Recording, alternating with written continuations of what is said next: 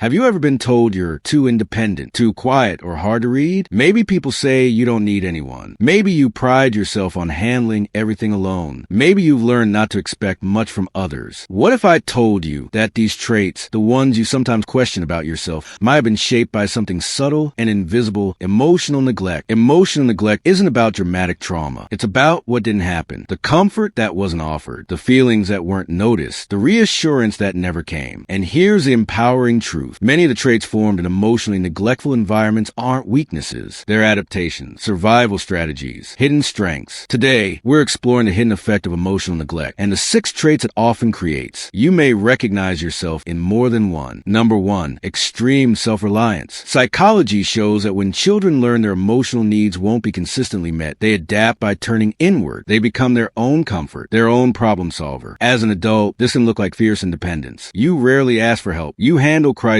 calmly. You pride yourself on not being needy. Maybe you were the kid who never cried for long, the one who figured things out alone, the one who told yourself, I'll deal with it. Here's a reframe. Your independence isn't coldness, it's competence, it's resilience. Research indicates that people who develop early self-reliance often grow into highly capable adults. You can survive difficult seasons. You don't crumble under pressure. But strength doesn't mean you never deserve support. The growth now isn't about losing your independence. It's about allowing interdependence, letting others stand beside you, not because you can't cope, but because you don't have to do everything alone anymore. Number 2, difficulty identify your feelings. If no one mirrored your emotions growing up, no one said, you seem upset, or that must have hurt, you may have learned to disconnect from your inner world. Research in emotional development shows that children learn emotional language through consistent validation. Without that reflection, feelings can feel blurry or confusing. As an adult, you might say, I don't know how I feel. You might default to, I'm fine. You might feel physical tension, but struggle to name the emotion behind it. Here's empowering truth. This doesn't mean you lack depth. It means you were never taught the vocabulary. And the beautiful part? Emotional awareness is a skill. It can be learned at any age. The fact that you're even curious about your inner world shows growth. You're not emotionally numb. You're emotionally undersupported. And now you're building that support for yourself. Number 3, high tolerance for emotional discomfort. People who experience emotional neglect often become incredibly good at enduring discomfort. Psychology shows that when emotional needs are minimized, individuals learn to suppress or manage distress internally. Over time, this builds a high threshold for pain. You might stay calm in chaos. You might tolerate loneliness without complaint. You might stay in challenging situations longer than others would. On the surface, this looks like strength, and it is. You don't panic easily. You can sit with hard realities. You're steady. But here's the gentle caution. High tolerance doesn't mean you should accept emotional crumbs. Your ability to endure is powerful, but you also deserve joy, warmth, and reciprocity, not just survival. Your strength is real. Now it's about pairing endurance with boundaries. Number 4, hyper-independence in relationships. If your early experience taught you that emotional closeness wasn't reliable, your nervous system may have adapted by minimizing your needs in relationships. Research on attachment suggests that people who grew up with emotional unavailability often lean toward avoidant patterns, not because they don't care, but because closeness once felt unsafe or disappointing. You might value space deeply. You might withdraw when things get too intense. You might feel uncomfortable when someone tries to take care of you. You tell yourself, I'm just not the clingy type. And that may be true, but beneath that independence can be a quiet belief. It's safer if I don't need too much. Here's a reframe. Your autonomy is not a flaw. It's self-protection that once kept you stable. Now, you get to choose when to soften, not by forcing vulnerability, but by allowing safe people to see small pieces of you little by little. Strength and connection are not opposites. You can have both. Number 5, being the strong one. Were you the responsible one, the mature one, the one who didn't cause problems? Psychology shows that in emotionally neglectful environments, children often step into roles early. They become easy, helpful, low maintenance. You might now be the friend everyone leans on, the calm presence in every group, the one who listens more than speaks. People see you as stable, and you are. But sometimes being the strong one means your own needs stay invisible, even to yourself. Here's the empowering truth. Your strength is genuine. You are grounded. You are capable. But you don't have to earn love by being low maintenance. You're allowed to have bad days. You're allowed to ask for reassurance. You're allowed to take up space. Strength becomes even more powerful when it includes honesty. And finally, number 6, a deep sense of self-containment. Many people shaped by emotional neglect develop a rich inner world. When external validation was limited, imagination, reflection,